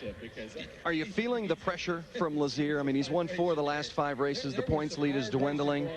I don't feel any pressure from any of the guys out there. I go out there and I drive it just as hard as I can every time I'm out on the racetrack. It wouldn't matter if I'm 200 points up. I'd still be trying to win every race, and that's the disappointing part about it. We're always right up there, but we can't manage to break through again. You were a little frustrated with some of the wide driving, we might say, a little we can be politically correct today. Yeah, I mean, there was a little bit about that out there, and it's tough to get by guys when that happens, but I'm sure something will be done about it. Sam Hornish Jr. trying to get a smile on after finishing third today. Sam Hornish Jr. has only finished out of the top 10 one time this year, and that was at the Indianapolis Motor Speedway, and he comes home third here this afternoon. Another excellent performance by Sam Hornish Jr. Well, we have wrapped up things here at the Kentucky Speedway. We'll be back, but right now we want to get an update on the World Track and Field Championships that follow us here on ABC. Let's go to Terry Gannon. Buddy Lazier has won his 8th career Indy Racing League event and his 4th of the year 2001. Let's go back and take a look at some of the highlights of this race just completed here at Kentucky Speedway. On lap number 3, Sam Hornish Jr. had a close moment. The car wiggled badly in the second corner. He saved it. Mark Dismore had an early out today. Here he is cutting a tire and then slamming against the wall. When he came in to get 4 new tires, they didn't get the left front on properly, and Mark Dismore finished in 22nd position. On lap number 69, again, Sam Hornish Jr. weaving in and out of traffic, trying to pick up positions and save his points lead. On the 73rd lap of the race, Buddy Lazier didn't see the caution came out and came close to rear-ending Scott Sharp and hitting Sam Hornish. Then Lazier went around Sam Hornish and took the lead for the first time, but that wasn't the last time that he would lead. 40 laps from the finish, Robbie Buell was motioned to go ahead, but the fuel hose was not disconnected, and that caused a major problem for him. Lazier, with 7 laps to go, with Buell leading, was able to go to the inside of Robbie, take the lead, and drive on to the victory. And of course, Robbie Buell later ran out of fuel with just a little more than a lap to go. Here it is. And that dropped him down to the 9th finishing position, costing him a possible victory in this event. So that's the way it went today at Kentucky Speedway, as Buddy Lazier took the checkered flags and won for the 4th time in the last 5 races, and narrowing the points battle to just 25. Hornish has a 25-point advantage. And here are the unofficial results, with Scott Sharp, the pole sitter, finishing in 2nd position. Donnie Beechler, who started in last, drove home to the 5th finishing position. More from Kentucky Motor Speedway in a moment.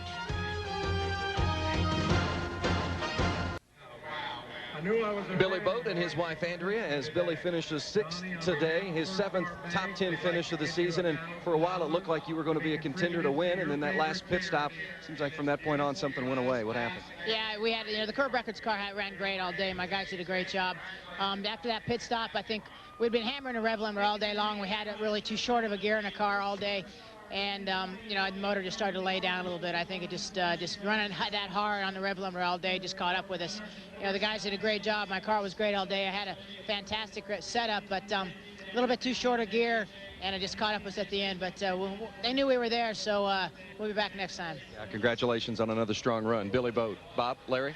Indeed, a good afternoon for Billy Boat. Yes, it was. I want to correct something I said earlier in the race. I said that Buddy Lazier said Sam Hornish was driving over his head with somebody on the radio, but it wasn't Buddy Lazier. I don't want those guys fighting each other. Again, Lazier wins here at the Kentucky Speedway, his 4th win of the year. Let's get a further update from the World Track and Field Championships as we once again go to Terry Gannon.